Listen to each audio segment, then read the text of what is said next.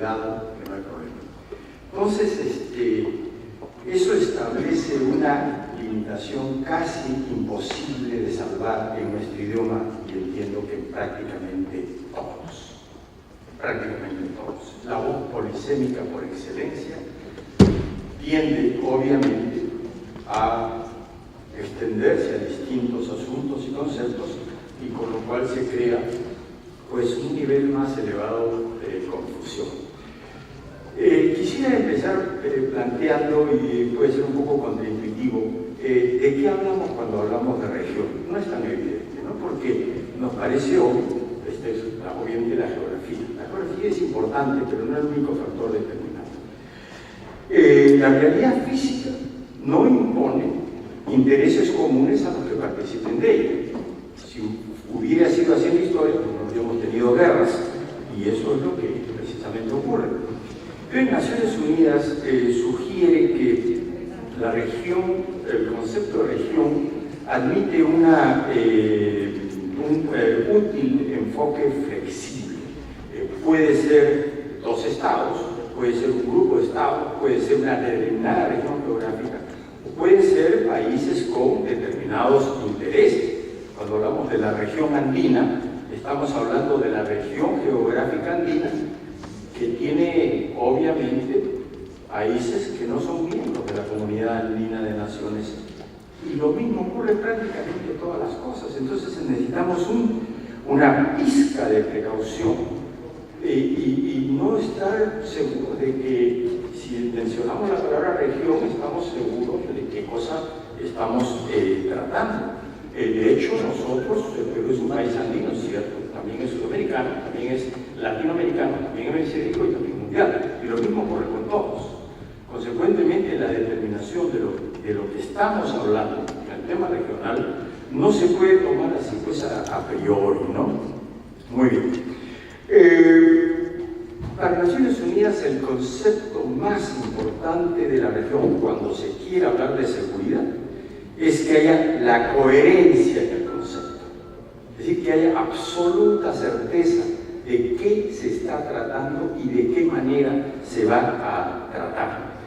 Y eso requiere, pues, obviamente, claridad conceptual, concertación efectiva, propósitos legítimos y viables, obligaciones precisas y otros elementos.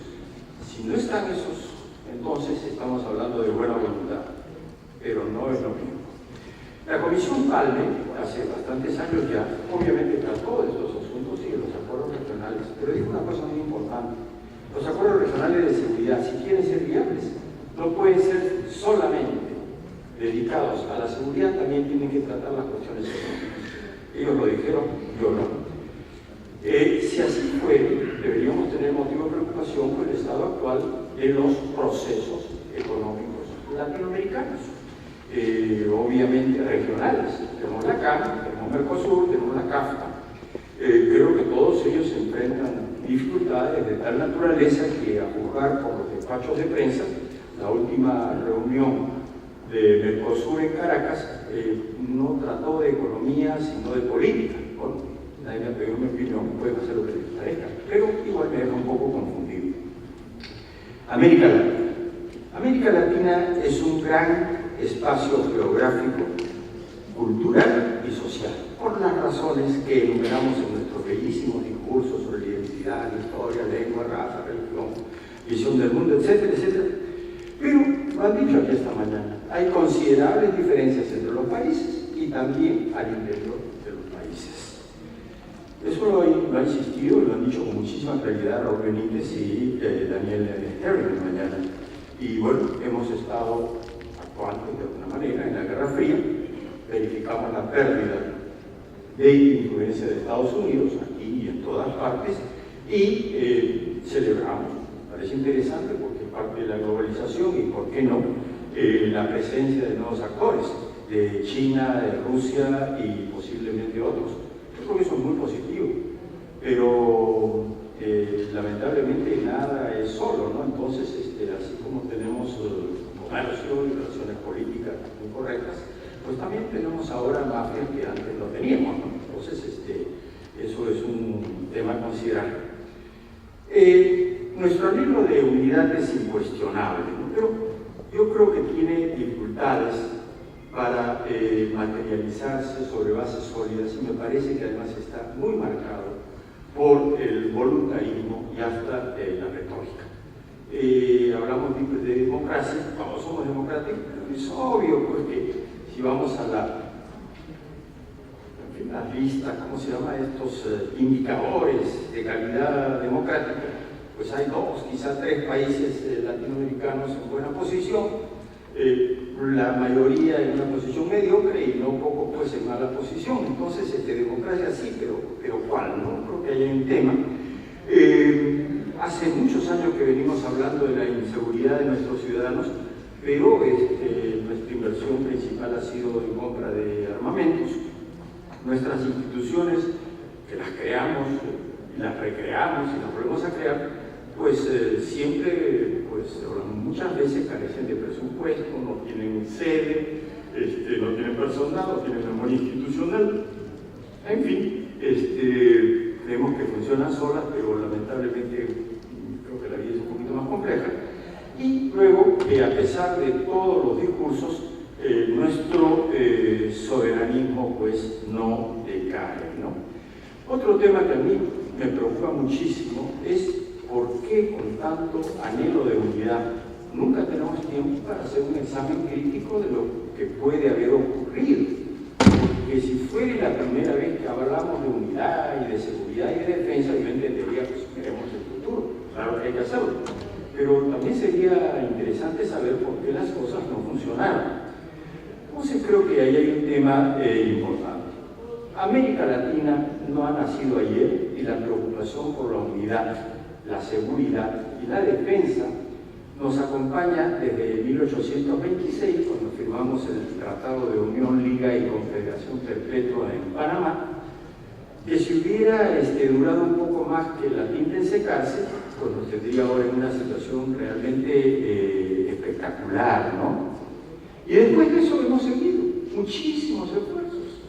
Hemos hecho tratados de arbitraje en el siglo XIX absolutamente impecables. Hemos tenido conferencias, tratados, declaraciones, programas sobre paz, seguridad, limitación de armamentos.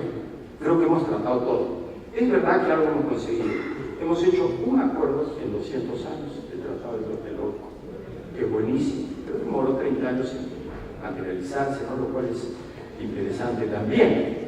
Entonces, nos encanta, como nos encanta la paz, hemos proclamado varias zonas de paz. Así que aquí tenemos, si no me equivoco, pues la zona de paz andina, la zona de paz del Mercosur, la zona de paz sudamericana, hay una zona de paz en el Caribe, América Latina en la cumbre de La Habana también ha hecho una zona de paz, el Atlántico Sur, desde luego, me estaba olvidando, perdón, y para mi sorpresa, la reunión de ministros de defensa de hace unos días en Arequipa, que espero que hayan disfrutado de los camarones, se decidió que había que, ¿cómo dijeron? Los ministros no quisieran meter la pata, que había que seguir consolidando las Américas como zona de paz. Bueno, yo no sabía que existía tal zona de paz. Si han decidido que eso es un objetivo, pues me alegra. Me pregunto si habrán conversado con Cancillería para saber cuáles son las zonas de paz, pero en fin, eso son cosas que suceden. ¿Cómo combinan en América Latina la política, la seguridad y la defensa? Yo creo que en la mañana nuestro amigo Pedro Trujillo dijo una cuestión fundamental. Se trata del Estado de Derecho. Y entonces, ahí tenemos un problema muy serio, ¿no? Tenemos una democracia de baja intensidad, la debilidad político-institucional es pavorosa, hay una crisis de representatividad, la corrupción, la verdad es un tema muy, muy duro, y eso se traduce en una mínima credibilidad, no solamente de los políticos, sino también de las instituciones. No quisiera autoflagelarme más de lo necesario, pero nuestro Congreso podría ser presentado como un ejemplo de situación así que para los peruanos está reflejado y representado. Una lástima, pero así es la vida de los trópicos. Ojalá que en los otros países sea distinto, lo felicito. Hay una credibilidad mínima, ¿no? Y eso es muy preocupante. Y vale para todo. La justicia, la policía, el Ministerio Público, el Estado en general. Sobre democracia hicimos un protocolo modificatorio para tratar de la democracia en América del Sur, que obviamente es involucionista frente a la Carta Democrática Interamericana. Alguien llamó a este documento como el seguro de vida de los presidentes en el poder, el seguro de empleo. ¿Cuál es el aporte de la política en los temas de seguridad y defensa? A lo largo de mi larga vida he tenido mucha oportunidad de hablar con políticos y he escuchado fundamentalmente tres cosas que son las respuestas definitivas a todos nuestros problemas. Hay que aumentar los sueldos a los policías y los militares, hay que aumentar las penas y hay que incrementar las compras de armas y de equipos. Y yo le pregunté, señores, ¿y algo más? Pues ya está todo resuelto, entonces no sé de qué nos preocupamos como si ya los políticos lo resolvieron. El otro tema que es muy complicado es la cuestión de la desconfianza y una forma de soberanismo que no solamente hacia afuera, ¿no? Porque hablamos de esto, pero a la hora ya no, que nosotros tenemos nuestra manera de hacer las cosas, tenemos nuestras instituciones, y bueno, pero hacia adentro también, porque cada institución, grande o pequeña, es un feudito. Y la incomunicación es realmente preocupante, la coordinación es muy poca, y eso tiene pues efectos nefastos en todo, la inteligencia, la legislación, la acción conjunta, etc. Y frente a eso, ¿qué es lo que tenemos? La delincuencia moderna. Entonces, deberíamos hablar, quién sabe, con ellos para decirles que sí a nuestros procedimientos. Hagamos cartas rogatorias, mandemos los oficios, y pidamos exhortos y tal. Yo creo que las cosas no funcionan así. Entonces tenemos muy graves problemas de seguridad regional en América Latina. Eso lo hemos visto en la mañana con enorme detalle. Básicamente estoy de acuerdo con los planteamientos que se han hecho. La región más pacífica del planeta, no tenemos guerras entre estados, es al mismo tiempo pues una de las más violentas, con récords mundiales de homicidios, y ya no se discute, una enorme carencia de controles de todo tipo, y hay que, pues, como siempre hay que traer nuevos términos, me acabo de leer, hay uno que se llama la desfronterización, los territorios desgobernados por ausencia, ineficiencia y corrupción del Estado, frente a la informalidad, la ilegalidad y el crimen. Y bueno, creo que es eso lo que debemos estar tratando, ¿no? Entonces llegamos a un punto en que en el sistema interamericano se trata el tema de seguridad formalmente en una conferencia en México hace un poco más de 10 años, que incorpora el concepto de multidimensionalidad. Pero yo he hablado con las autoridades de la conferencia y me dijeron que no teníamos palabras para reflejar los problemas que nos traía la gente. Entonces, ¿cómo le dice uno a Barbados o a Nevis and Kitts que los huracanes no son un problema de seguridad? Si viene un huracán muy fuerte, lo matan. Para ellos es la seguridad, hay que ponerlo. Pero el otro tiene otro tema, que también hay que ponerlo. Al final pusimos todo. Una especie de shopping list o lista de mercado e incorporamos absolutamente. Es absolutamente todo. Tampoco es tan caótico porque tiene dos grandes áreas. Lo que dice lo tradicional. Y frente a lo tradicional dice las nuevas amenazas, preocupaciones y desafíos, y con una formulación que es una pieza maestra, no sé si de redacción diplomático, político, estratégica, pues trata de ahí de acomodar un poquito las cosas. Pero lo que queda para mí, pues la equivocado, son dos cuestiones fundamentales. En lo que se refiere a la seguridad tradicional, la respuesta está dada por el derecho internacional. O sea, los conflictos tienen que ser, los conflictos, diferencias, problemas, tienen que ser manejados conforme a derecho internacional.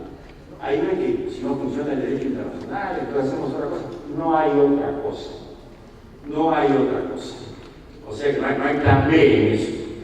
Y en todo lo demás, las nuevas problemas, desafíos y tal, se requerirían esfuerzos absolutamente inéditos para que fueran aplicados estos conceptos. La pregunta es si estamos dispuestos a hacer esos esfuerzos. Y obviamente la aplicación es muy difícil. Primero porque el número, la complejidad y la diferencia de los temas muestran, por una parte, digamos que tenemos ese problema semántico. ¿Cómo denominar las cosas? ¿Cuál es el nombre de las cosas? Creo que es un tema muy antiguo en filosofía, pero yo no he leído nada al respecto. Señor embajador, nos quedan 3 minutitos. ¿Ah? 3 minutos. 3 minutos. Bueno, entonces procedo a suicidarme rápidamente. Sí, eso es muy complicado. De hecho, en una misma semana como esta, dos participantes, por lo menos, y hay otros, Héctor Santiago y Juan Real, son muy, no sé si llamarlos críticos o cautelosos sobre el concepto mismo de multidimensionalidad, ¿no? Pero lo otro que interesa es que al meter todo, lo que estamos haciendo es reconocer las enormes diferencias entre nosotros. Así, si no, tendríamos una lista un poco menos larga. Además, no ha recibido la atención que merecía. Un tema importantísimo, de alguna manera se ha planteado esta mañana por mi amigo Pablo. Como decía Borges, si está de acuerdo, es muy aburrido, así que la pregunta que me hago es: ¿cuán singular como región es América Latina? Obviamente que podríamos tener cierto carácter insular, pero no estoy seguro que tengamos problemas de seguridad exclusivos de la región. Yo creo que los problemas de seguridad que tenemos los compartimos con el resto de América Latina y probablemente en buena parte también con el mundo. Tan es así que antes de que nosotros nos metamos en el tema de seguridad, ¿no?, en años más recientes, pues ya han habido enormidad de acuerdos, instituciones, conferencias, mecanismos hemisféricos y mundiales para tratar esos mismos temas. Entonces, habría que ver si realmente hay algo que sea tan específico que justifique esta aproximación acotada, limitada. Lo vamos a tratar nosotros porque nuestro tema es diferente del tema de los demás. O quién sabe, porque nosotros tenemos posibilidades de hacer contribuciones valiosas al tema de los demás.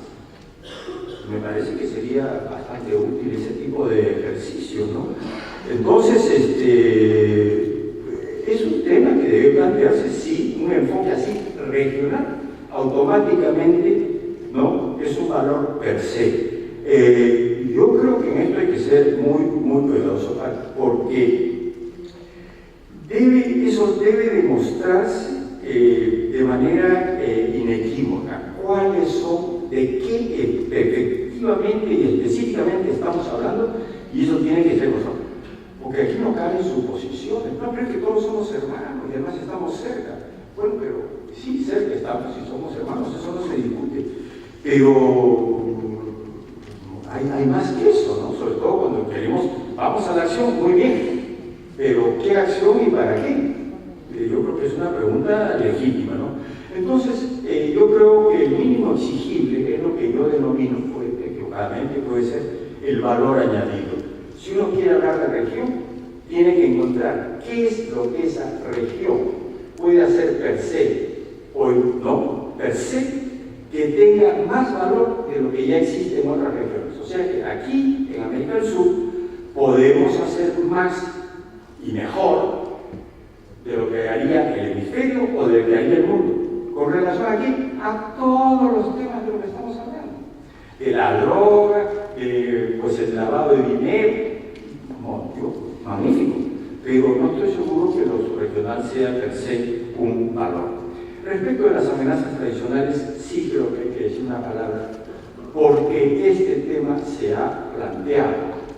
Y si no está, digamos, consagrado en un texto sudamericano, sí se ha dicho que importa e interesa. Ahí yo no tengo ningún inconveniente en que se haga, pero lo que hagamos nosotros no puede ser menor de lo que ya existe en la OEA y en Naciones Unidas. Estamos hablando de cosas demasiado serias como para decir que no, en realidad no necesitamos entrar en detalles porque somos hermanos. Hermanos somos, pero creo que los detalles también importan. Y eso se vio en cierta forma en el Consejo Sudamericano de Defensa, que quiere construir una identidad sudamericana, entre otras cosas para apoyar el fortalecimiento de la unidad. Muy bueno fortalecer la unidad, pero ¿a partir de qué construimos una identidad? Es decir, o la tenemos más o menos al frente, o de lo contrario, tenemos que encontrar cuáles serían sus elementos. Y la pregunta es posible en este momento? Porque yo no estoy muy seguro. Yo no estoy muy seguro de que podamos decir que nuestros 10, 12 países tienen todos los mismos enemigos y los mismos problemas de seguridad y defensa. No creo que me equivoco. Y en los otros consejos pasa un poco lo mismo. Hay que desearles lo mejor, por cierto, pero preguntarse rigurosamente si tienen más condiciones, recursos, experiencias, capacidades y todo tipo de medios para hacer más de lo que se hace en el Ministerio o en el mundo. No tengo inconveniente en que funcione.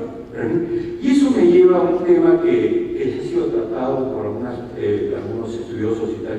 No discutimos el deseo latinoamericano de reconceptualizar su seguridad, pero no estamos seguros de que van a pasar a la acción, porque quiero ser muy respetuoso, pero nosotros somos extraordinariamente entusiastas, nuestra buena voluntad es gigantesca y no nos falta pues voluntarismo y además somos todos hermanos. Entonces, ¿cómo decir que no? ¿Cómo poner reparos a alguien que nos está haciendo propuestas?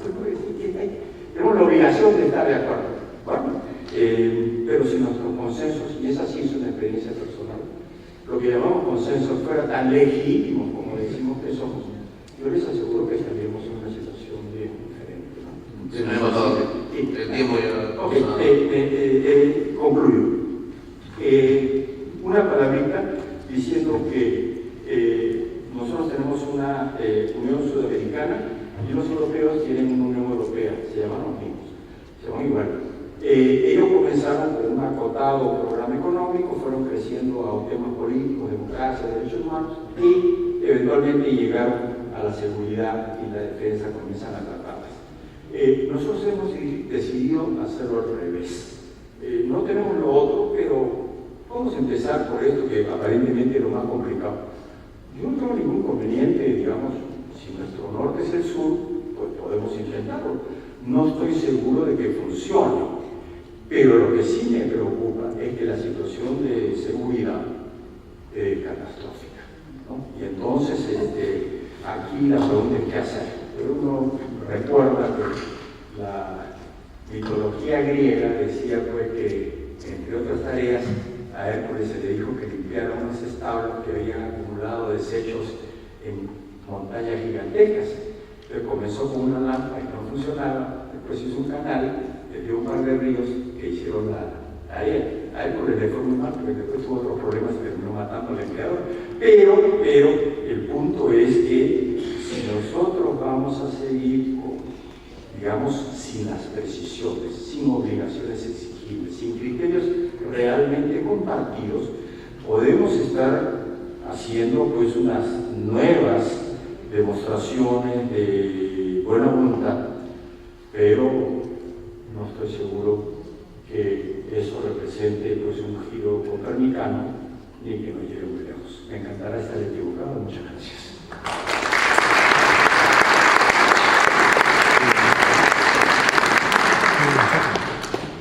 Agradecemos profundamente al señor embajador Hugo Palma por esta ponencia, donde nos ha hecho énfasis en la necesidad de un solo concepto de seguridad. El propio concepto de región también no es igual en el sistema americano. Sudamérica constituye una subregión. Para UNASUR, Sudamérica constituye una región.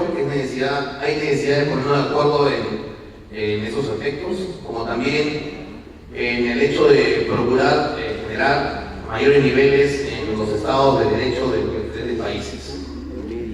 Quisiera contradecir un poco lo dicho por el señor embajador en el sentido de ser un poco más optimista, en el sentido de que se puede construir la unidad justamente a través de sus propias palabras, lo que se refiere a los esfuerzos inéditos.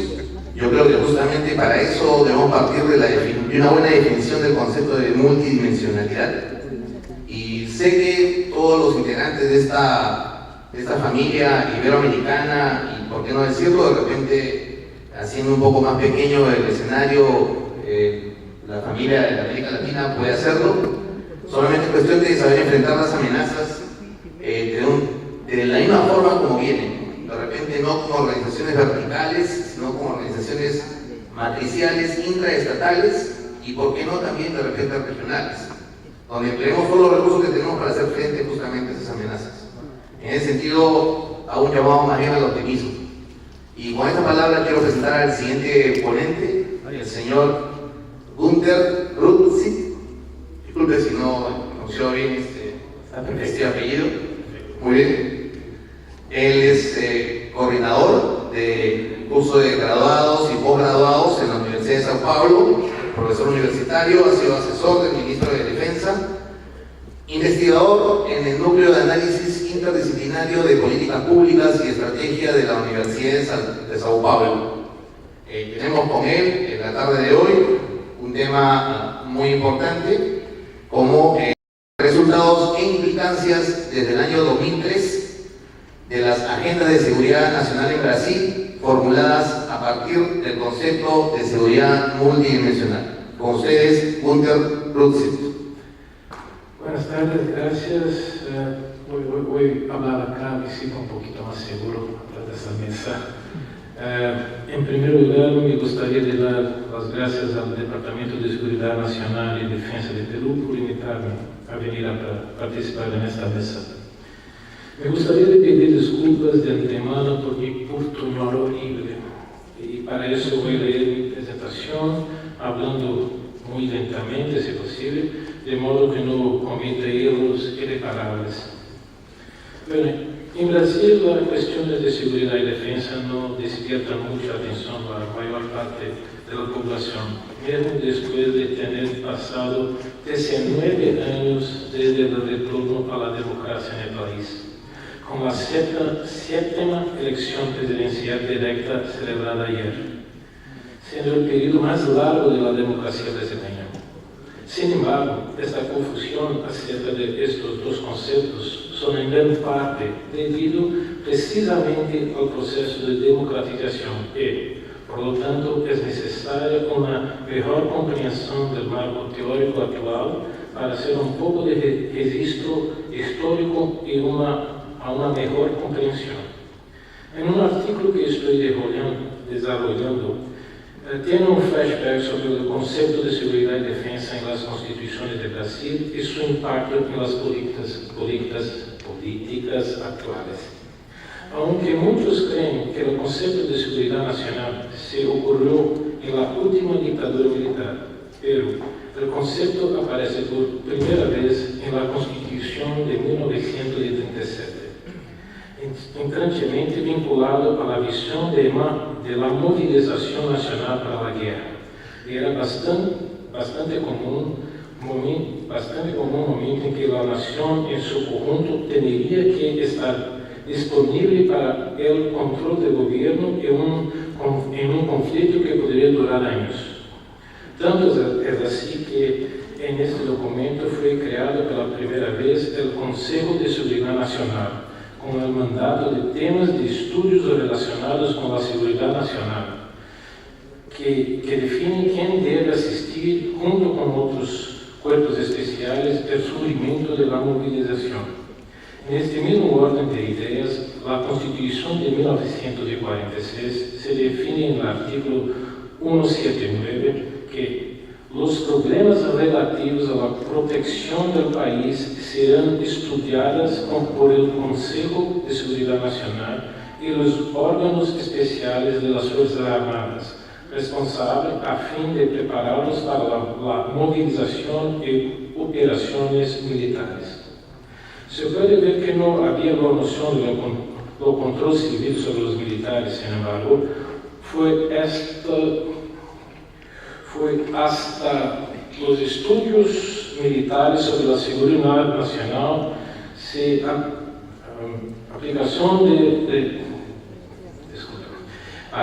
su aplicación, lo que refleja la movilización total de los países en enfrentar la Segunda Guerra Mundial.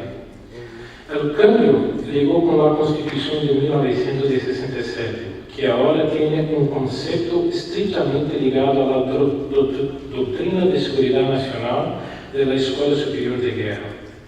Para esta escuela militar, teniendo en cuenta la realidad de la confrontación ideológica de la Guerra Fría, la principal fuente de la agresión ya no era externa, sino interna. Abogó por 4 conceptos: los objetivos nacionales, permanentes y actuales; poder nacional, que es el instrumento para alcanzar los objetivos nacionales; la estrategia nacional, que es la forma de preparar el poder nacional para alcanzar los objetivos nacionales; y por último, la seguridad nacional, que es la capacidad del Estado para imponer objetivos a todos los movimientos, grupos o segmentos opuestos. Sobre la base de este paradigma es que el gobierno militar implementó en 1967 su visión de la seguridad nacional. La Ley de Seguridad Nacional, famosa en Brasil, afirmando que todas las formas de actividad que podrían ser consideradas subversivas a la orden establecida se podrían resumir en su artículo 3. La seguridad nacional comprende esencialmente medidas para mantener la seguridad externa e interna, incluyendo la prevención y represión de la guerra psicológica diversa y la guerra revolucionaria subversiva. Debido a la aplicación de la Ley de Seguridad Nacional en el periodo más duro del régimen militar, se comprende la dificultad de la sociedad brasileña en el trato en la democracia recién reconquistada con el concepto de seguridad nacional. Por lo tanto, la Constitución de 1988 fue la supresión de la expresión y capítulo sobre seguridad nacional y su reemplazo por el concepto y el capítulo de defensa nacional. Y la expresión de seguridad se relacionó con el contexto de la seguridad pública. La primera política de defensa nacional de 1996 se ha convertido en una manera de crear de manera efectiva el control civil sobre los recursos militares, acelerar la creación del Ministerio de Defensa y dar cabida a los ministerios relacionados con el tema. Al analizar los objetivos de la defensa nacional, se resume: 1. La garantía de la soberanía con la preservación de la integridad territorial y el patrimonio de los intereses nacionales. 2. Garantizar el Estado de Derecho y las instituciones democráticas. 3. La preservación de la cohesión y la unidad de la nación. 4. La seguridad de las personas, los bienes y recursos de Brasil o bajo jurisdicción brasileña. 5. La consecución y el mantenimiento de los intereses brasileños en el exterior. 6.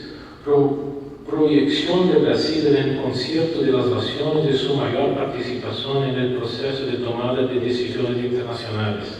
7. La contribución al mantenimiento de la paz y la seguridad internacionales. Lo que es notable es que muchos de los objetivos son vagos, tales como el mantenimiento de los intereses brasileños en el exterior, sin una definición de lo que sería. O bien, hay una explicación de cómo las Fuerzas Armadas podrían contribuir a la cohesión de la nación. La creación del Ministerio de Defensa en 1999 debería poner fin a cualquier duda sobre el alcance de lo que es la defensa en Brasil, y que la legislación aprobada en 2001 establecía la responsabilidad del Ministerio de Defensa, que son: 1. Política de Defensa Nacional. 2. políticas e estratégias militares. 3. Doctrina e planeamento de emprego das Forças Armadas. 4. Projetos especiais de interesse da Defesa Nacional. 5. Inteligência estratégica e operacional nos interesses de defesa. 6. Operações militares das Forças Armadas. 7. Relacionamento internacional das Forças Armadas. 8. Pressuposto de defesa. 9. Legislação militar. Pero muitos mais, mas o último, a atuação das Forças Armadas quando couber, a garantia da lei e da ordem, visando a preservação da ordem pública e a incolumidade das pessoas e do patrimônio, bem como sua cooperação com o desenvolvimento nacional e defesa civil, ao apoio ao combate a delitos transfronteiriços e ambientais. Se converte em claro, uma vez mais, que a intenção dos redatores de texto que o alcance de trabalho do Ministério da Defesa é o próprio campo militar. Sin embargo, as políticas criadas posteriormente terminaram tras outra lógica. A segunda política de defesa nacional de 2005 mostrou câmbios em comparação com sua predecessora. A primeira modificação é um intento de apresentar um conceito que permitiria uma compreensão da segurança e da defesa, afirmando que a segurança é uma condição e que a defesa do Estado é a ação a todos os níveis para garantizar esta condição. Desde esta concepção, se começou a desenvolver no Ministério da Defesa do Brasil a lógica de todas as políticas setoriais devem seguir o chamado da defesa nacional, é decir, é uma visão que se refere a princípios do século XX, antes da Primeira Guerra Mundial, e que guiam o conceito de segurança nacional da Constituição do Brasil de 1937, como se ha visto anteriormente. Em 2008, a primeira Estratégia Nacional de Defesa, que teoricamente subordinasse à Política Nacional de Defesa e, portanto, apresenta uma estratégia para lograr os objetivos enumerados em el mesmo, se estabelece.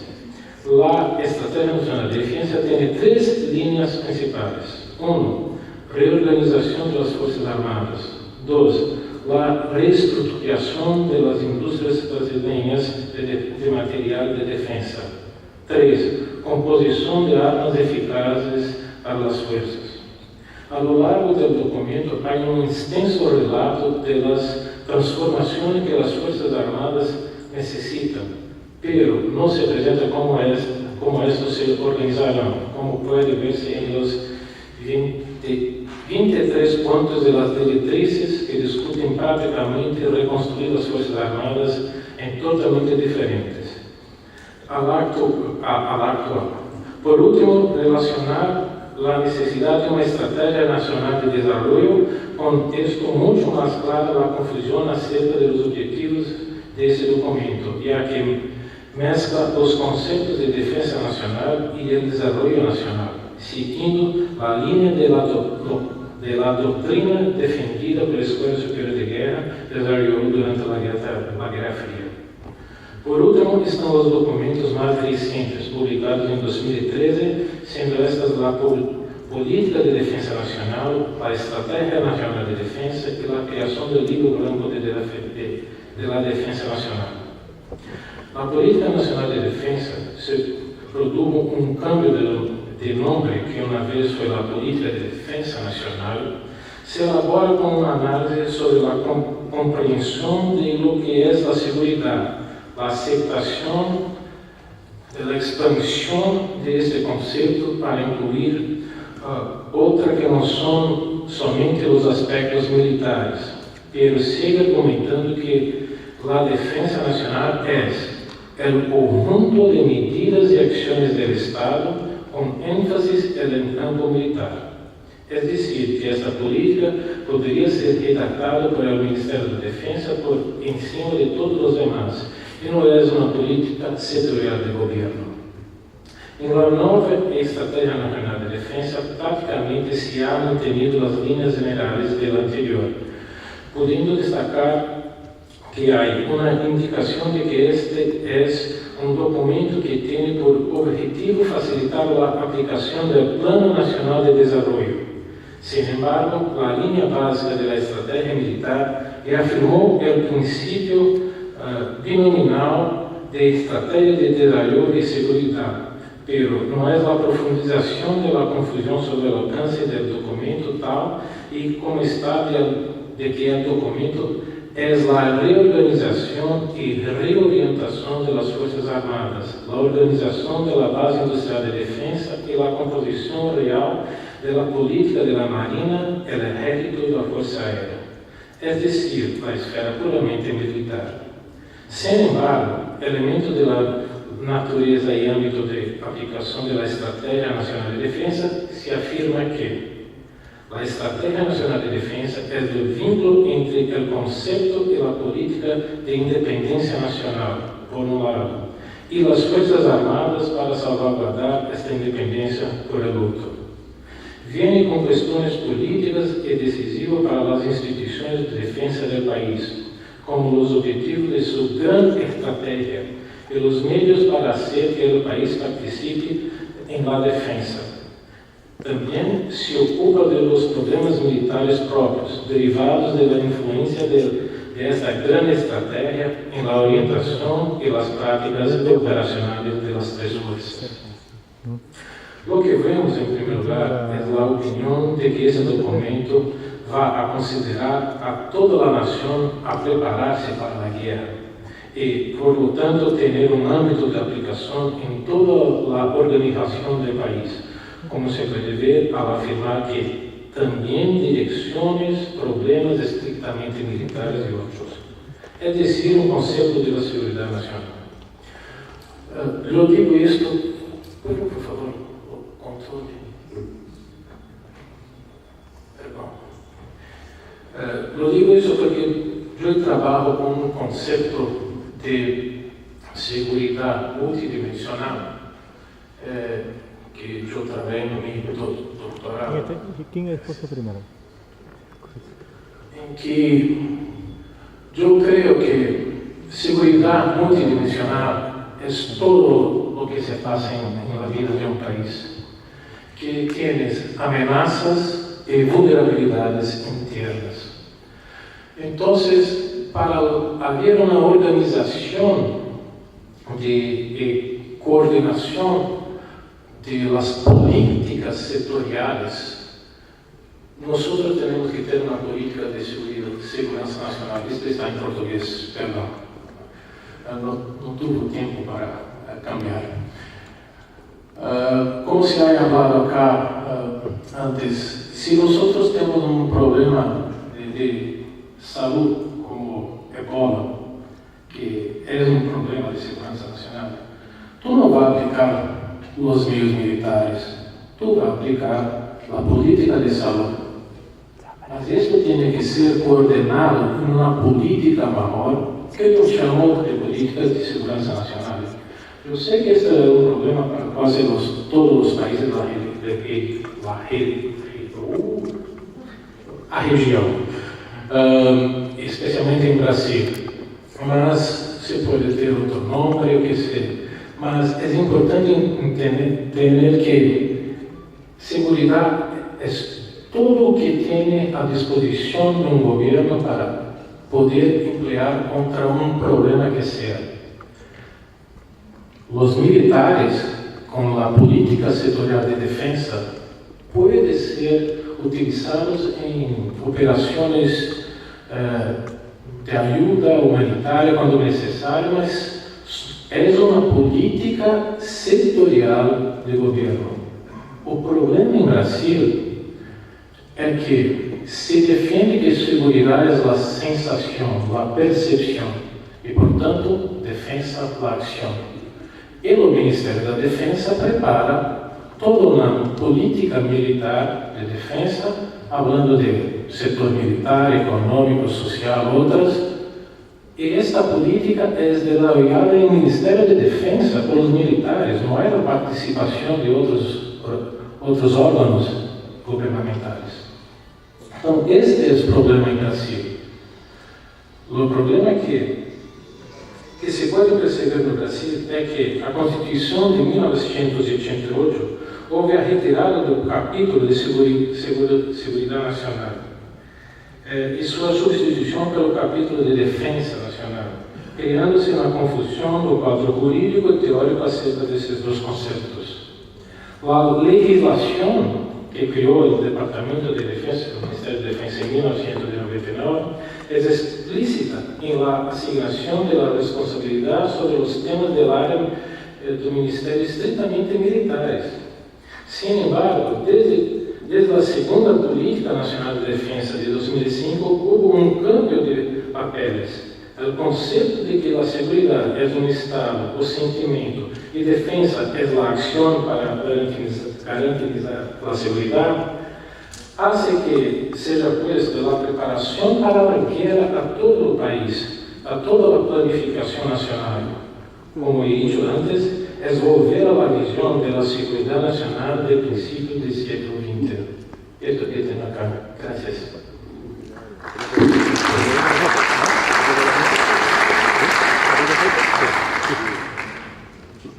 Agradecemos al señor Gunther Turuzzi acerca de la narración de la experiencia de Brasil y cómo ha evolucionado el pensamiento de Brasil con relación al tema de la seguridad y la defensa nacional. Es bueno que nos haya dejado este diagrama porque nos permite explicar un poco cómo se concibió en el Perú la necesidad de justamente la creación de un organismo que se encargue de aquellos campos que no tienen que ver con la parte militar. De eso obviamente va a ser motivo de la conferencia en general Astudillo. Por otro lado, vamos a dar paso a la siguiente ponente. Se trata de Carolina Sancho.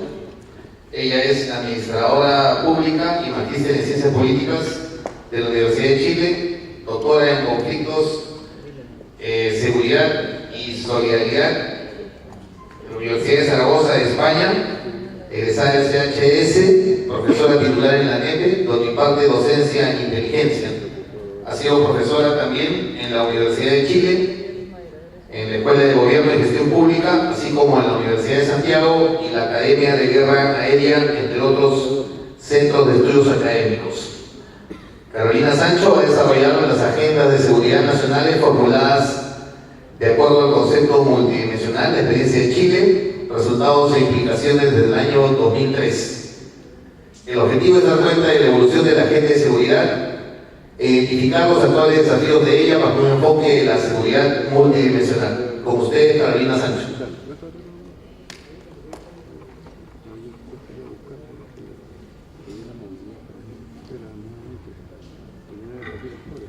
Muy buenas tardes y muchas gracias. Quisiera comenzar esta presentación reiterando mis agradecimientos por la organización de la actividad y la invitación a la Secretaría de Seguridad y Defensa Nacional de Perú, como también al Instituto Universitario General Gutiérrez Mellado de España. Dicho esto, quisiera comenzar la presentación haciendo una aproximación bastante sintética a dos nociones sobre las cuales hemos conversado durante el día de hoy, desde la mañana y ahora también en la tarde. Con esto me estoy refiriendo a lo que es la seguridad humana y podríamos decir una extensión de aquella, una evolución natural de lo que es el planteamiento de la seguridad humana, que es la seguridad multidimensional. Posteriormente vamos a revisar la experiencia del caso chileno en torno a estos temas desde la perspectiva de la Agenda de Seguridad Nacional y finalmente haremos una breve reflexión en torno a los desafíos tanto de este concepto como de la aplicación de él. Cuando hablamos de seguridad humana, ciertamente vamos a encontrar de que influye bastante en lo que es la reflexión o el planteamiento de lo que es la seguridad multidimensional. Y en este sentido, tanto seguridad humana como seguridad multidimensional nos llevan a pensar en la seguridad de los países, y no solo de los países, y en una perspectiva de los estados, sino también de las personas, porque invita a dar una mirada más allá de esa clásica aproximación policial y militar, en cuanto se destaca la noción de seguridad humana por dos ideas. Primero, considera en su formulación la importancia de que las personas estén libres de necesidades y libres de miedo. Y a partir de eso empieza a mirar la seguridad que hay dentro de los países. Y también plantea un cambio de eje, ir más allá de la seguridad en términos de la seguridad en una perspectiva estadocéntrica, sino también pensar en la seguridad de las personas. Y a partir de qué ocurre aquello, de algunas paradojas que se constatan. Por ejemplo, en el caso de las minas antipersonales, en nombre de la seguridad del Estado, defender la integridad territorial, se utilizaron o se han utilizado minas antipersonales, pero con ello se ponía en riesgo la vida de las personas que estaban en la zona donde las minas antipersonales se habían colocado. Entonces acá viene una paradoja. En nombre de la seguridad nacional, se estaba afectando la seguridad de las personas. Y así se empiezan a encontrar distintas situaciones en donde ello ocurría. Y es en este sentido entonces en donde se busca ampliar lo que es la noción de la seguridad en los países. Y para eso vamos a aparecer varias ideas en un periodo de tiempo coincidente, partiendo por Busan, quien habla de la seguridad en distintas dimensiones: militar, económica, ética, social y política. Aquello se refuerza con dos informes del PNUD del año 1993 y 1994, en donde se habla de nuevamente ir más allá de la seguridad del Estado en términos, podríamos decir, inclusive complementarios. No solo la seguridad del Estado, sino también la seguridad de las personas cuando esto hubiese sido opuesto o hubiese entrado en contradicción. Y es a partir de estos planteamientos que van adquiriendo fuerza, y vale la pena hacer esta referencia porque ya estos planteamientos en el año 93 y 94 empiezan a influir cuando se reflexiona en torno al tema de la seguridad en el caso chileno, y eso se va a reflejar en los distintos libros de la Defensa Nacional, cuyo primer texto es del año 97, el segundo del año 2002 y finalmente el tercero es del año 2010. Siguiendo entonces esta línea de antecedentes que nos ayudan a entender el fenómeno a estudiar para el caso chileno, en el caso de la seguridad multidimensional, el documento oficial de referencia en el continente americano es la Declaración sobre Seguridad de las Américas. Y resulta interesante esta declaración, y lo han dicho otros expositores en la mañana especialmente, por la gran variedad de fenómenos que contempla. En este sentido, tal como dice esta declaración, hace referencia a lo que son amenazas, preocupaciones y otros desafíos a la seguridad del hemisferio, de naturaleza diversa y alcance multidimensional.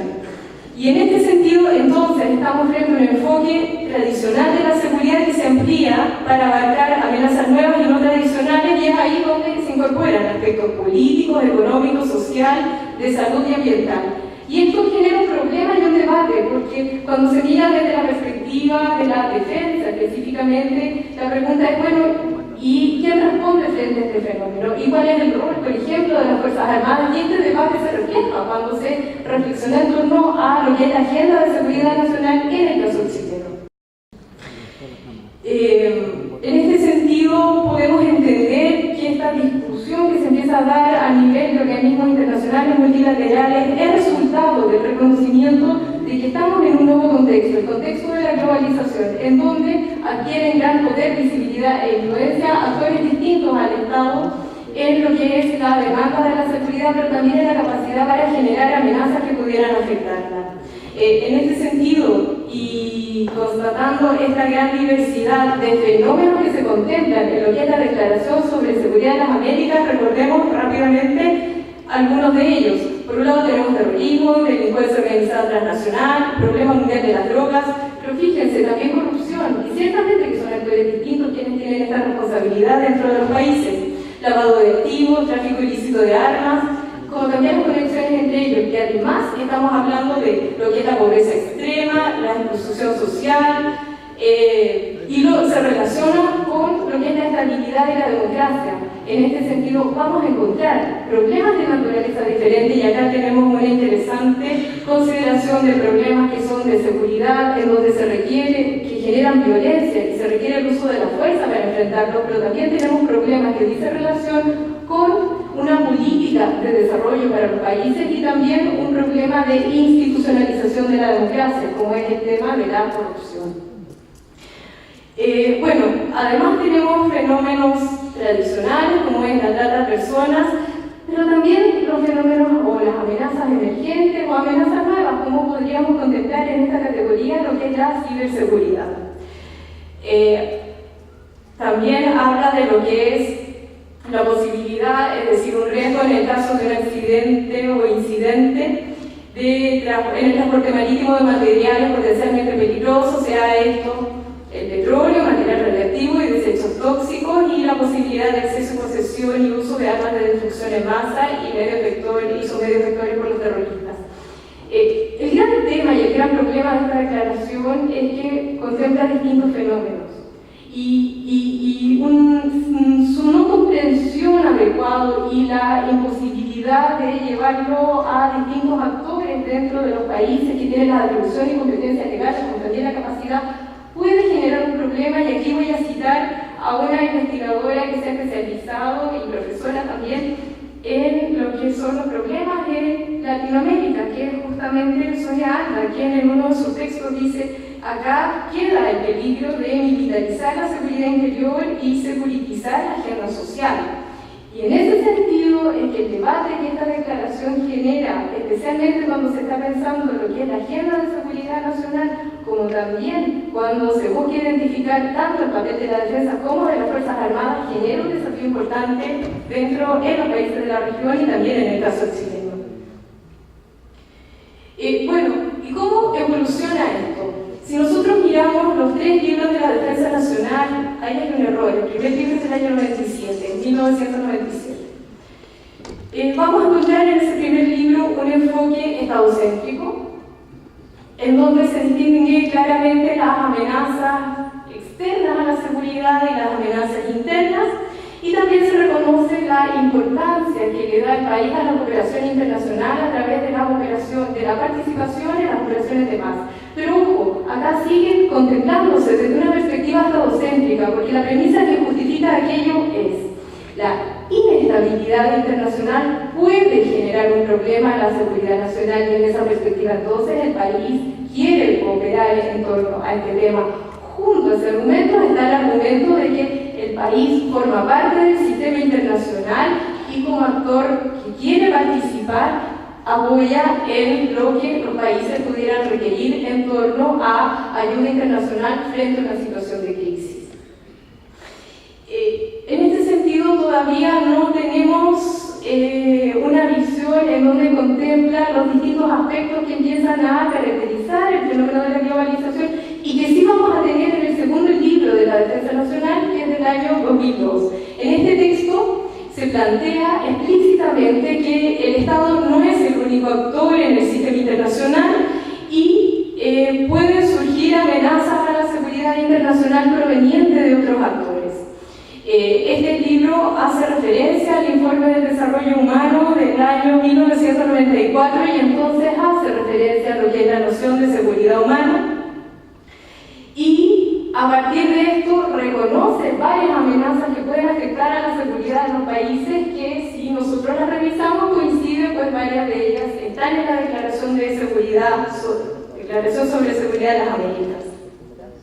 No obstante, ya empieza a hacer algunas reflexiones en torno a la dificultad que plantea esta gran cantidad de fenómenos bajo el paraguas de la seguridad.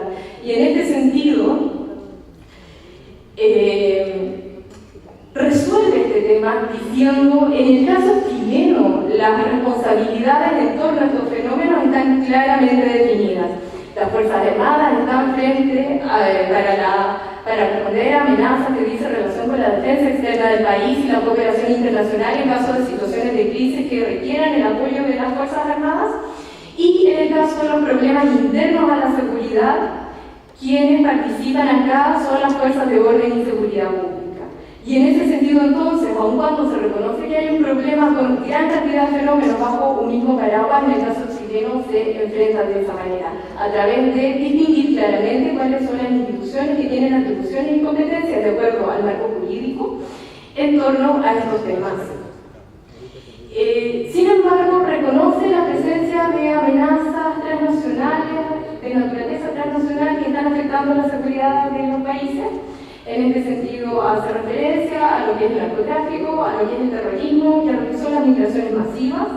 Y en este sentido, plantea algunas situaciones que es conveniente considerar. ¿Cuáles son estas tres situaciones que esas amenazas? Es difícil que tengan una agenda compartida en la región, que es necesario priorizar con respecto a aquellas y que la respuesta para enfrentarlas es diversificada. Finalmente, en el tercer libro de la defensa, particularmente, al igual que los otros dos libros, cuando se hace referencia al marco del contexto internacional de la defensa, se reconoce el concepto de seguridad humana y se destaca que muchas de las amenazas que contempla es resultado de la globalización y reconoce nuevamente que algunas son transnacionales. Nuevamente se hace referencia a que no todas estas amenazas son competencia del sector defensa y entonces las distingue. Y con respecto a este problema de la seguridad del Estado, la seguridad de las personas, lo que se plantea es una relación complementaria. La seguridad del Estado se complementa también con la seguridad de las personas. Y en este sentido, para resolver este dilema de la gran cantidad de fenómenos bajo el paraguas de la seguridad, se denomina primero y ante todo que son problemas de seguridad y que en circunstancias específicas alguno podría convertirse en una amenaza de la cual el sector defensa pudiera tener que responder. Eso siempre en el marco jurídico existente con atribuciones y competencias que se les entregue. Y nuevamente se constata de que hay una dificultad en tener una agenda única en la región, la necesidad de priorizar con esta variedad de fenómenos contemplados bajo el paraguas de la seguridad y la necesidad de una respuesta diversificada. Nosotros, si miramos estos tres libros, vamos a encontrar que hay una espontánea coincidencia de lo que se está hablando en la región con lo que los libros expresan. Y esto tiene una explicación que podríamos encontrar en lo siguiente. Y las decisiones políticas que se toman en el país con relación al tema de la seguridad humana. Una de ellas es que en el año 1999 Chile integra lo que es la red de seguridad humana en la cual participan distintos países. De hecho, 2 veces ha presidido esta red, una de ellas es desde el año 2001 al 2002 y la segunda en el periodo 2013-2014. Adicionalmente, Chile también firma o suscribe lo que es la Declaración sobre Seguridad de las Américas. Desde esta perspectiva, entonces, el concepto se ha participado activamente en lo que es la promoción de la seguridad humana desde una perspectiva de país. No obstante, hay alguna discusión interna con respecto a qué implicancias y significado ello tiene. Y, de acuerdo al marco jurídico que el país tiene, se ha dado respuesta a aquello. Ahora, con respecto a las consecuencias que ello ha tenido en una perspectiva de los cambios organizacionales, podemos encontrar de que se ha generado una especialización para llevar, hacer seguimiento y desarrollar políticas públicas en torno a este tema, y quisiera mencionar solo 3 ejemplos. 3 ejemplos que no obedecen necesariamente a una relación unívoca, se firmó un acuerdo y entonces creamos una dirección u otra, sino que apoyado en otras situaciones y de planteamientos que se hacen en distintos organismos internacionales multilaterales, finalmente terminan explicando cómo el país responde a través de esta creación de departamentos especializados. Me estoy refiriendo a, en el caso del Ministerio de Relaciones Exteriores, con la creación de la Dirección de Seguridad Internacional y Humana. Me estoy refiriendo en el caso del Ministerio del Interior y Seguridad Pública, con la creación del Departamento de Crimen Organizado, dentro del cual están distintas amenazas a la seguridad pública del país que están contenidos en la Declaración sobre Seguridad de las Américas, y al Ministerio de Hacienda, que crea la Unidad de Análisis Financiero. Pero también es cierto que acá influye otra situación, que es también los incentivos que se reciben desde el Grupo de Acción Financiera Sudamericano, el GAFI, con respecto a que los países también tengan una unidad especializada encargada de lo que es el lavado de activos, fenómeno que también está contemplado en la Declaración de Seguridad sobre las Américas.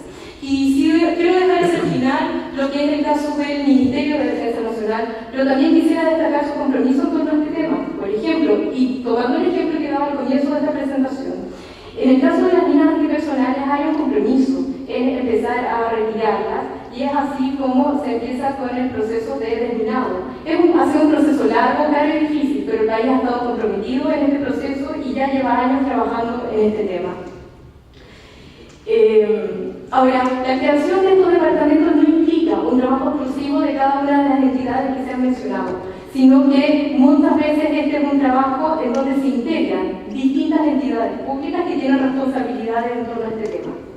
Y es así como, entonces, en el caso chileno vamos a encontrar dos consecuencias en términos de cambios organizacionales. Primero, el desarrollo, la creación de nuevas dependencias en la administración pública que obedece un principio de especificidad, pero también el desafío de la coordinación, en tanto cuanto no son los únicos que tienen exclusivamente asignada la responsabilidad en torno a estos temas.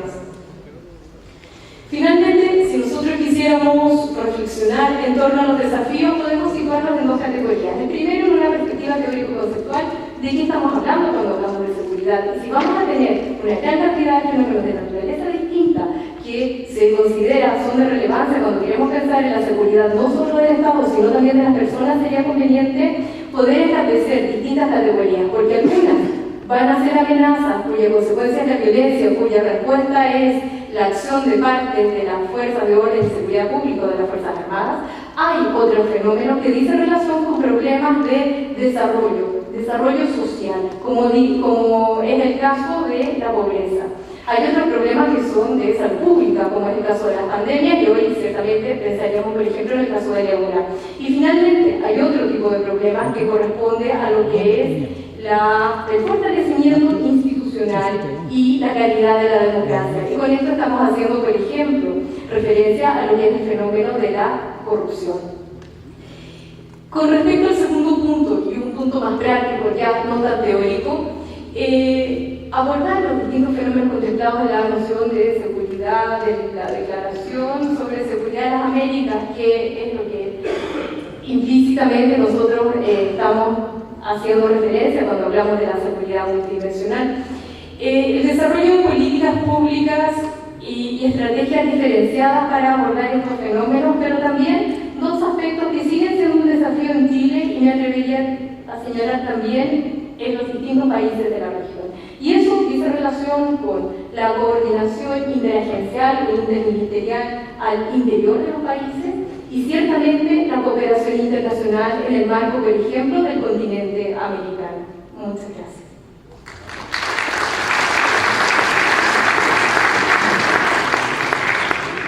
Agradecemos a Carolina Sancho esta interesante narrativa que ha hecho de la experiencia chilena con relación a la implementación de la multidimensionalidad.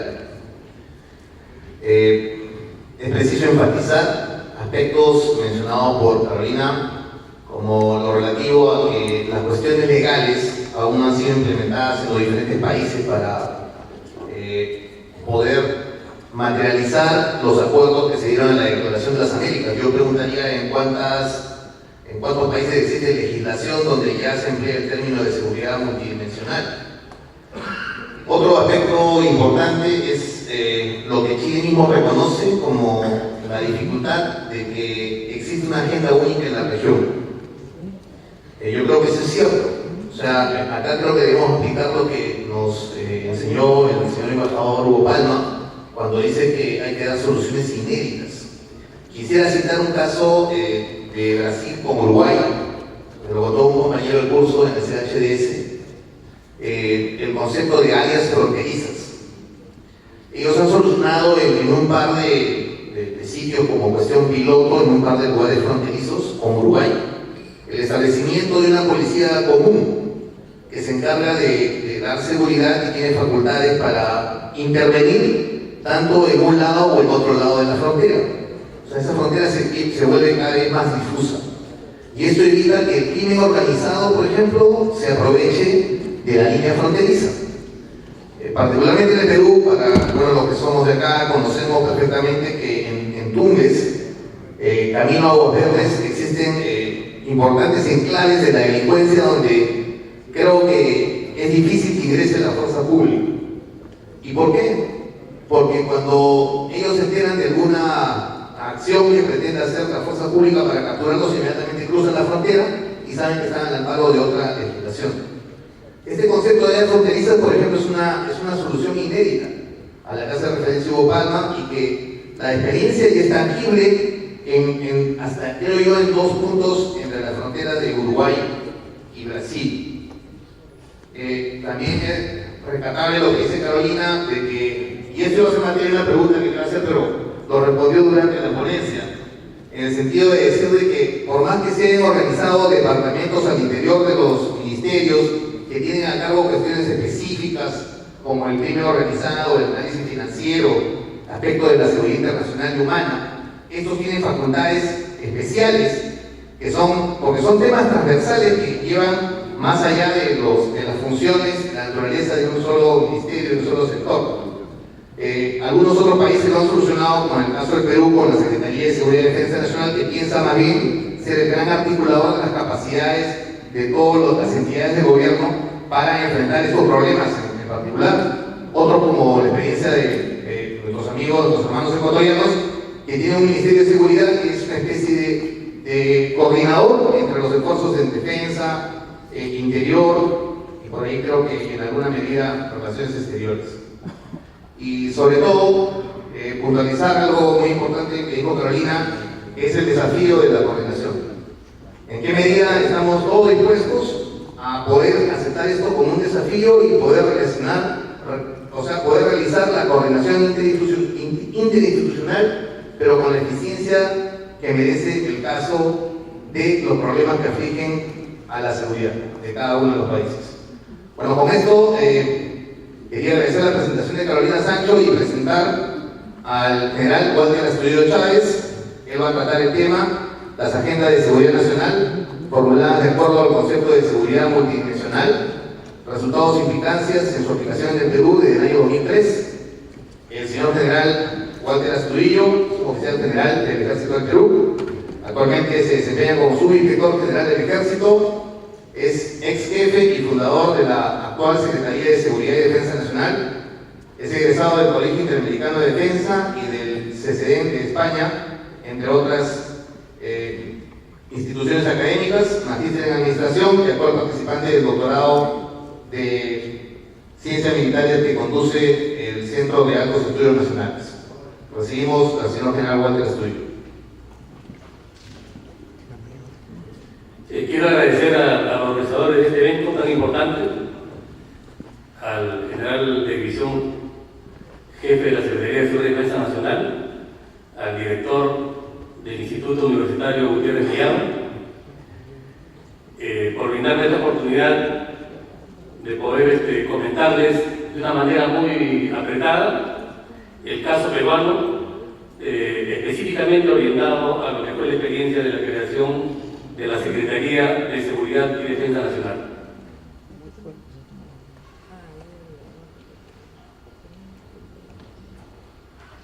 Creo que es fundamental para este análisis hacer un breve recuento de las principales leyes referidas a la seguridad y defensa nacional, no solamente en el periodo de análisis, sino también algunas que son anteriores y que aún continúan vigentes, como la Constitución Política del Perú, la actual es la de 1993, y tiene el mismo escrito que 79 cuando hace referencia que la seguridad nacional se obtiene mediante el sistema de defensa nacional. También hace referencia a la dos dimensiones, la externa y la interna. Y de acuerdo a la doctrina del Centro de Altos Estudios Nacionales, la defensa nacional abarca todo lo campos del ser humano: político, económico, militar, social, tecnológico, y todo lo que nosotros podemos, de acuerdo a cada Estado, podemos considerar. Por lo tanto, esta Constitución vigente nos da con claridad, o denota con claridad, una noción de defensa ampliada. lo que ahora llamamos seguridad multidimensional, podríamos decir para comparar que esto es defensa multidimensional. Y este es un tema que origina confusiones porque no se define muy bien o no se puede identificar lo que es defensa y lo que es seguridad. Y eso lo vamos a ver en el desarrollo de la exposición. Otro aspecto creo que es necesario mencionar es el acuerdo nacional que se da acá en el Perú el año 2002 con la participación de las principales fuerzas políticas de ese entonces. Hay algunos posteriores que se han adherido a este acuerdo y obviamente la sociedad civil organizada, diferentes agentes, diferentes actores, que le dan un fuerte consenso y que de alguna manera es un punto articulador en cuanto al tema que estamos tratando. Porque en la política número 9, en la buena política, explicita la política de seguridad nacional, que en este caso no es ampliada, porque si hacemos un análisis del acuerdo nacional, existen no menos de 8 políticas más que, de acuerdo al concepto de seguridad multidimensional, estarían inmersas en esa política. Sin embargo, son otras políticas relacionadas a la seguridad nacional. Respecto a la tercera referencia, que es la política de Estado para la seguridad y defensa nacional, por efecto de tiempo, la voy a unir con el libro blanco de defensa, que también hace referencia a esta política y que es la que actualmente está vigente. En el libro blanco se hace referencia al nuevo concepto de seguridad multidimensional de México 2003, que todos lo conocemos. Pero cuando llegamos al aspecto del detalle de la política de seguridad y defensa nacional, vemos con claridad dos aspectos. Política de seguridad nacional, un objetivo. Y cuando aborda la política de defensa nacional, denota 5 objetivos y no menos de 40 políticas. Con lo cual continúa lo que mencioné en su momento, que se impone o que se sigue privilegiando la defensa ampliada. O sea, por más que estamos hablando de seguridad multidimensional, estamos haciendo referencia, pero en la práctica se sigue, porque es parte del conocimiento y es parte de la cultura de la sociedad peruana. Después viene la ley del Sistema de Inteligencia Nacional y de la Dirección Nacional de Inteligencia, a la cual no voy a hacer referencia. La ley del Sistema de Seguridad y Defensa Nacional del 2005, que se establece que el sistema que se llama Defensa Nacional le cambia el nombre y lo denomina Sistema de Seguridad y Defensa Nacional, con el propósito de evidenciar que estamos entrando al sistema, a la noción de seguridad multidimensional. Sin embargo, en el contenido, por decir un aspecto, en la estructura, el ente que articula los temas relacionados a la seguridad y defensa nacional y que están por ley obligatoriamente a atender todas las entidades públicas y los ministerios, inclusive los gobiernos regionales, de acuerdo a esa ley, se denominan Oficinas de Defensa Nacional. Por lo cual, yo no creo que merece mayor explicación. Seguimos en la noción de que la defensa es el todo, y pareciera que la seguridad es parte de la defensa.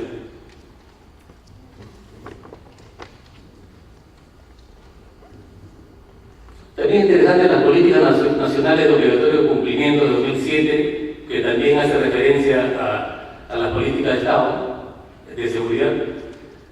La Ley del Ministerio de Defensa de 2010, la Directiva de Seguridad y Defensa Nacional, que proviene obviamente de un planeamiento de seguridad y defensa nacional de 2010, el Plan Bicentenario 2011-2021, que también hace referencia al objetivo de seguridad nacional, hasta que llegamos al decreto legislativo número 1129, que regula el sistema de defensa nacional. Acá la idea era darle coherencia a lo que estamos conversando respecto a la noción de seguridad multidimensional, y la primera intención fue denominar el sistema como Sistema de Seguridad Nacional. Seguir denominando al Consejo como Consejo de Seguridad Nacional, y la nueva Secretaría denominarla Secretaría de Seguridad Nacional. Esa fue la idea, ese fue el consenso, pero nos dimos cuenta que nuestra Constitución hacía referencia que el sistema de defensa nacional es lo que garantiza al Estado peruano la seguridad nacional. Por lo tanto, decidimos que no era conveniente incluir en una ley un aspecto que era contradictorio referido a algo que está clarísimo en la Constitución. Eso nos obligó a que el sistema, que ya en el 2005 había sido denominado como Sistema de Seguridad y Defensa Nacional, se denomine Sistema de Defensa Nacional, tal y cual dice la Constitución. El nombre sería igual, pero el espíritu era otro. Para darle cierta coherencia, el Consejo asumió la denominación de Consejo de Seguridad y Defensa Nacional, y de ahí viene el nombre de la Secretaría de Seguridad y Defensa Nacional.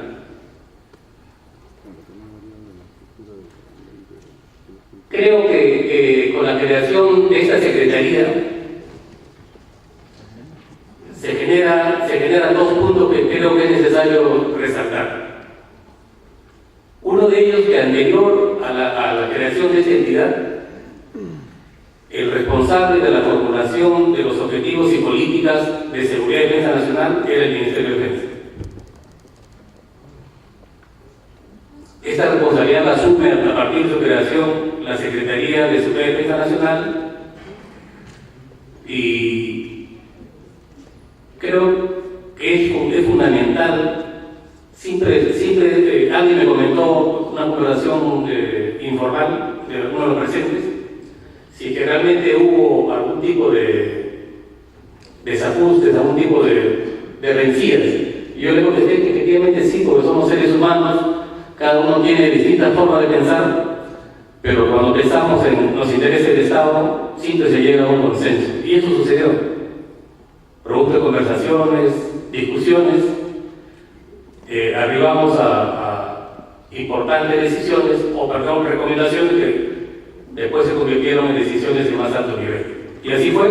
A partir de ese momento, la Secretaría asumió la responsabilidad de formular la política de seguridad nacional, la cual debe ser aprobada por el Consejo de Seguridad Nacional, que es el ente de decisión, más alta decisión política del sistema.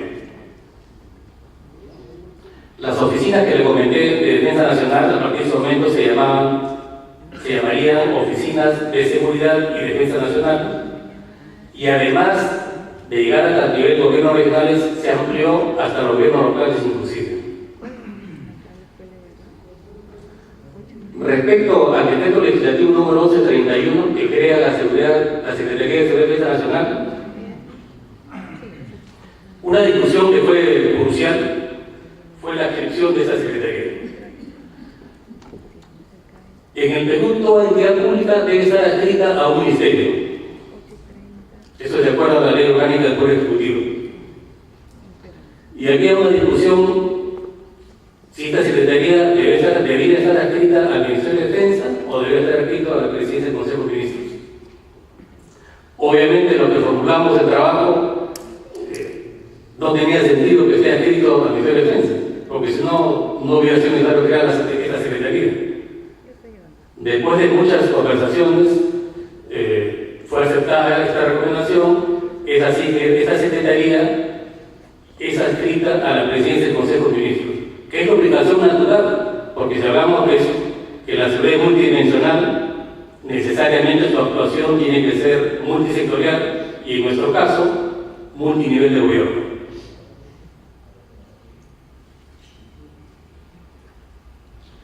Simultáneamente también se dio el decreto legislativo 1142, que es la ley de bases para la conexión de las Fuerzas Armadas, y se coordinó bastante con el Ministerio de Defensa para evitar justamente que haya desajustes o haya duplicidad de funciones o contraposiciones.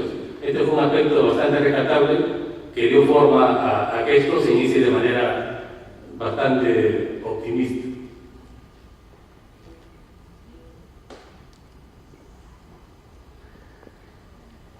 La Secretaría de Seguridad y Defensa Nacional, como podemos ver, y para ser rapidísimo, 5 momentos, se inicia en marzo del 69. En ese entonces se llamaba Secretaría de Defensa Nacional. En septiembre del 87, en el segundo momento, es adscrita al Ministerio de Defensa, coincide con la creación del Ministerio de Defensa, y en un tercer momento, en el año 91, vuelve a ser adscrita a la Presidencia del Consejo de Ministros, y así hasta el año 2003. Pero no es trascendental la adscripción, sino en este caso que en todos los momentos su visión era defensa. Justamente por eso su nombre es Secretaría de Defensa Nacional. Y en el año 2003 se fusiona esta Secretaría al Ministerio de Defensa. En otras palabras, es absorbida por el Ministerio de Defensa, y las funciones, entre comillas, y digo entre comillas porque es letra, en la práctica las funciones no las puede cumplir una entidad que no está capacitada para eso, las asume la Dirección General de Política y Estrategia del Ministerio de Defensa. Lo que sí cumplía era que en la reunión del Consejo de Seguridad Nacional, el director de Política y Estrategia fungía como secretario del Consejo. Pero las demás funciones que he mencionado no las puede cumplir porque no tenía las capacidades.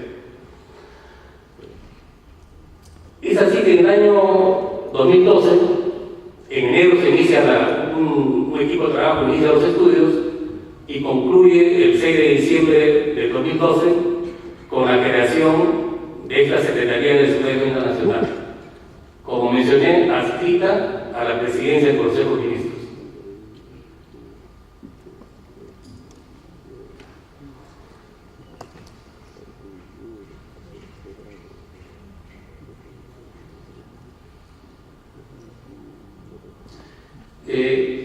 Creo que es preciso mencionar que cuando se creó la Secretaría de Seguridad y Defensa Nacional se tuvo como visión unas funciones que eran fundamentales. Yo rescataría 3. Como la actualización de la doctrina de seguridad y defensa nacional, la propuesta de objetivos y políticas de seguridad y defensa nacional, y la conducción del planeamiento estratégico integral. En el caso peruano, el planeamiento estratégico nacional tiene como ente rector al Centro Nacional de Planeamiento, conocido como CEPLAN. Y el trabajo tuvo que ser coordinado. Tuvimos que acercarnos para desarrollar una serie de talleres para aprender la metodología y poder coordinar en la práctica. Fue un trabajo también muy arduo, de muchos meses. En lo referente a la doctrina de seguridad y defensa nacional, se constituyó una comisión multisectorial. Ese fue el concepto. La SENA tenía la función, tenía la responsabilidad, pero en ejecución de estas funciones tan importantes y que, como he dicho, son de índole multisectorial, teníamos que convocar a todos los sectores, porque estábamos convencidos que si lo hacía un grupo de la Serena iba a ser más de lo mismo. Lo que queríamos era compartir visiones, era compartir experiencias y que todos se sientan comprometidos desde el inicio con lo que se estaba construyendo. Es así que para las 3 tareas fundamentales que estoy mencionando, se formaron comisiones multisectoriales que vienen trabajando ya más de un año. En algunos casos ya están en la fase de socialización, y otras, como es la de doctrina, que es de mayor discusión, requiere un poco de más tiempo. Pero estamos avanzando en ese proceso que es fundamental, para que esto no quede solamente en una ley o reflejado en un documento, porque la implementación creo que es fundamental. Y para eso es necesario el involucramiento de nuevos actores y creación de sinergias con la participación plena de la sociedad en general. También se consideró en la necesidad de la organización de este tipo de eventos. Esta es una clara muestra. Este evento es necesario y algo similar a esta Semana Iberoamericana se vinieron realizando con la participación de diferentes actores de la sociedad. La actual jefatura está imprimiendo bastante fuerza para la producción de seminarios en las universidades. Se tiene que generar en la sociedad una nueva cultura de seguridad y defensa nacional. Y eso no se soluciona con un decreto, ni se soluciona, y en esta parte voy a discrepar con el moderador, porque fue bastante vicioso cuando dijo que el Perú había solucionado este tema con la creación de la Serena. Ojalá no fuera cierto, Marco, pero yo creo que no hemos solucionado nada.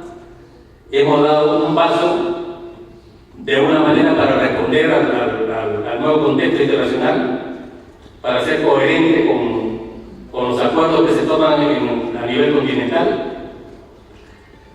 Sí considero que es necesario fomentar este tipo de eventos, porque el espacio académico es el ideal para discutir ideas, para conversar, para aprender y para difundir nuevos conceptos. Por eso me permito felicitar a los organizadores del evento, al jefe de la Serena y al director del Instituto Gutiérrez Mellado, así como todos los que han hecho posible que este evento se desarrolle en las mejores condiciones. Gracias nuevamente por la invitación y estoy dispuesto para los varias preguntas. Agradecemos al general Rodrigo la presentación de la experiencia del Perú en la implementación del concepto de seguridad multidimensional. Pasamos a la ronda de preguntas. Inicialmente quisiéramos solicitar al embajador Hugo Palma su opinión con relación a la siguiente pregunta. ¿En qué medida piensa que los nuevos actores o un nuevo ordenamiento del sistema internacional puede afectar la seguridad en América Latina?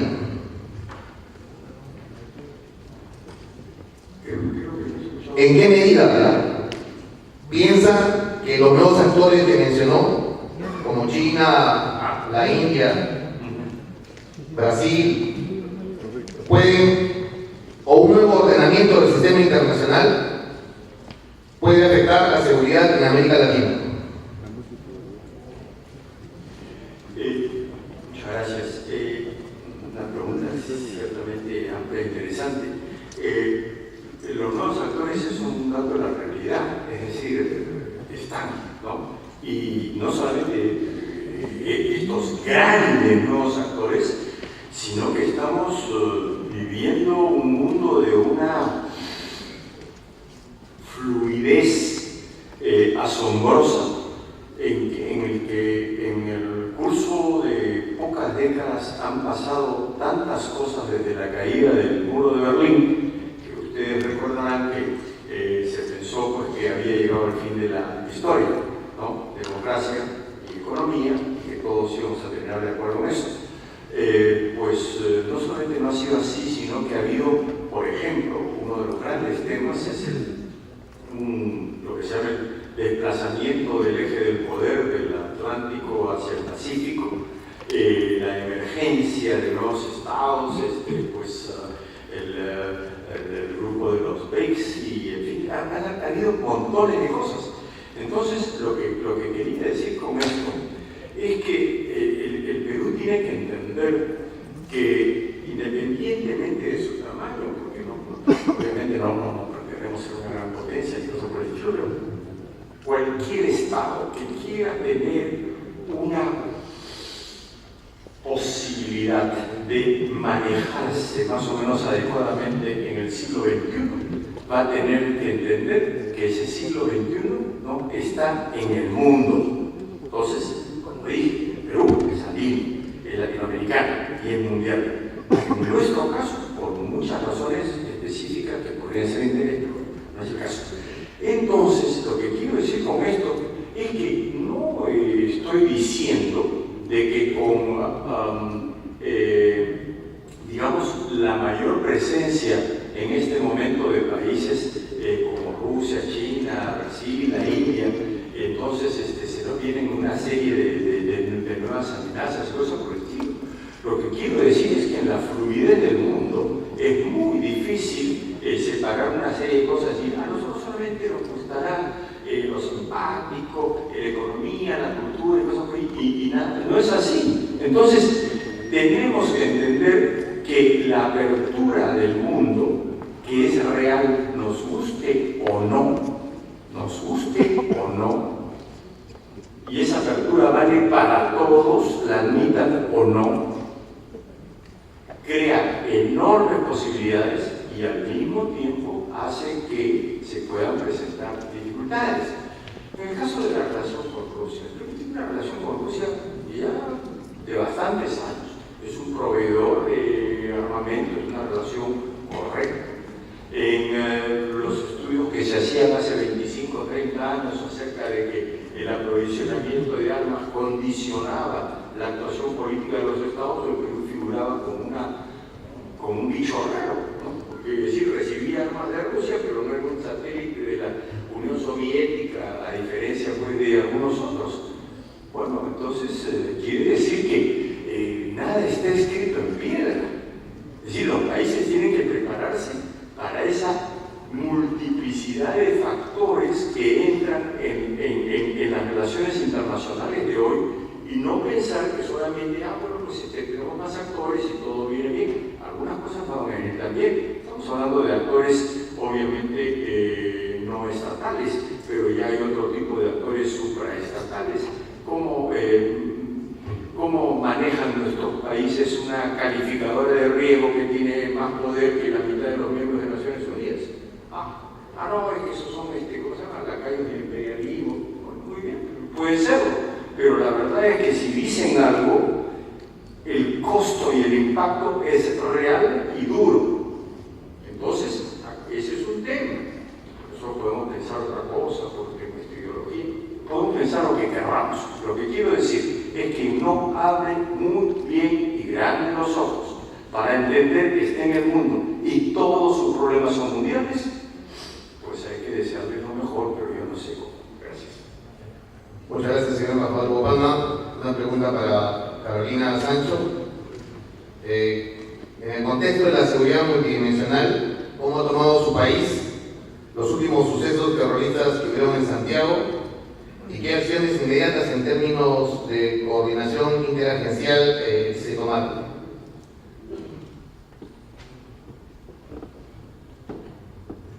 Buena pregunta.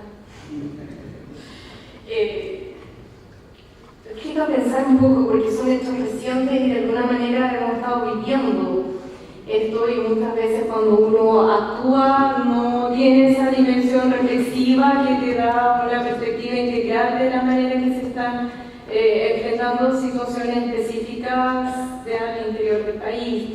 Pero ciertamente que se ha formado un grupo, distintos comités que se han llamado, se han convocado para abordar este fenómeno en distintas perspectivas. Por ejemplo, primero, para identificar qué hay detrás de lo que está ocurriendo. Ahí la capacidad investigativa de las policías resulta clave y particularmente lo que dice relación con las capacidades que tienen inteligencia. Segundo, una capacidad para, ante hechos ocurridos, poder generar evidencia para poder llevarlo a un juicio y sancionar a los responsables. En ese sentido, también la capacidad de las policías en términos de investigar cuando ya ha ocurrido un ilícito y trabajar conjunto y coordinadamente con los fiscales del Ministerio Público para poder efectivamente ir a un juicio y presentar toda la evidencia que no deje duda de quiénes están detrás de este tipo de prácticas y poder sancionar y dar una señal de que en el país hechos de violencia que pueden poner en riesgo la vida de las personas no lo va a aceptar la autoridad. Finalmente, también una mirada con relación a las capacidades que tiene la autoridad política a través de distintas leyes que le permiten sancionar este tipo de ilícitos y en ese sentido tener una mejor regulación de lo que es la actividad terrorista en el país. Es también una de las medidas que la autoridad ha estado desarrollando y en ese sentido el envío de un proyecto de ley en torno a este tema es lo que se ha estado trabajando. Ciertamente que cuando hablamos de este tipo de ilícitos, y tal como lo decía en la presentación, hay que mirar una moneda pero con las dos caras. Estamos hablando de la coordinación nacional, pero también la cooperación internacional es un elemento clave. En este sentido, distintos acuerdos que se están haciendo con otros países que tienen una mayor experiencia en torno al tema, es lo que también la autoridad política se ha preocupado de poder desarrollar en términos de una mejor capacitación, traspaso de experiencias y también conocer los modelos en una perspectiva de la arquitectura de la administración pública que los países con más experiencia en este tema han desarrollado y que nos puede servir para aprender de buenas prácticas que otros han tenido y pueden exhibir como un acierto para enfrentar este tipo de ilícitos. Muchas gracias por la respuesta. Ahora quisiéramos requerir a Gunter Ruzzi con relación a cuál es el grado de aceptación que tiene la población de Brasil con respecto a la participación de las Fuerzas Armadas en asuntos no tradicionales para la defensa, como el orden interno, el desarrollo tecnológico, particularmente en los aspectos de ciberseguridad, ocupación territorial o desarrollo fronterizo. Bueno, voy a hablar en portugués porque me siento más confortable y voy a hablar despacio. Hoje, as Forças Armadas no Brasil são as instituições com melhor aprovação pública, junto com a Igreja. São as duas instituições com a melhor aprovação entre a população. E que, por isto mesmo, o papel delas na ocupação de favelas no Rio de Janeiro foi muito bem visto. E há até um pedido delas permanecerem nessas regiões pobres. O problema é que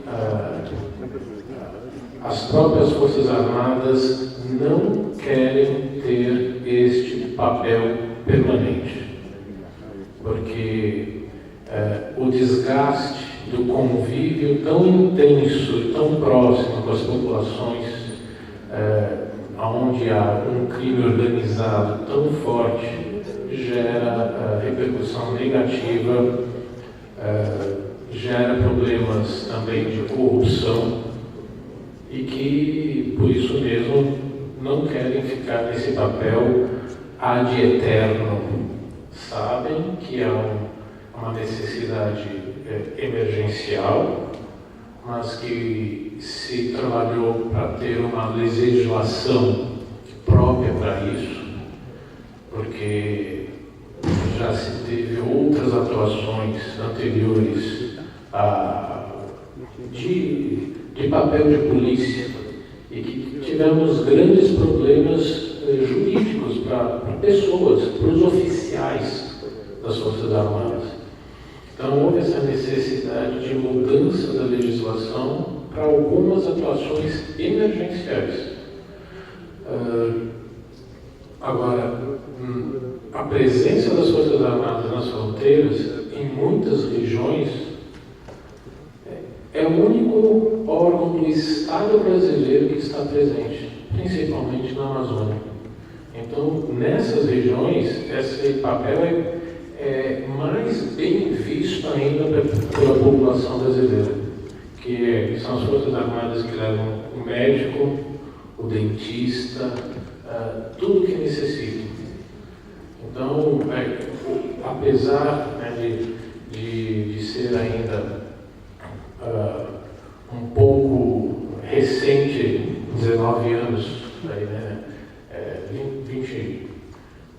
anos, né, do fim do último governo militar, houve uma mudança muito positiva em relação ao papel das Forças Armadas.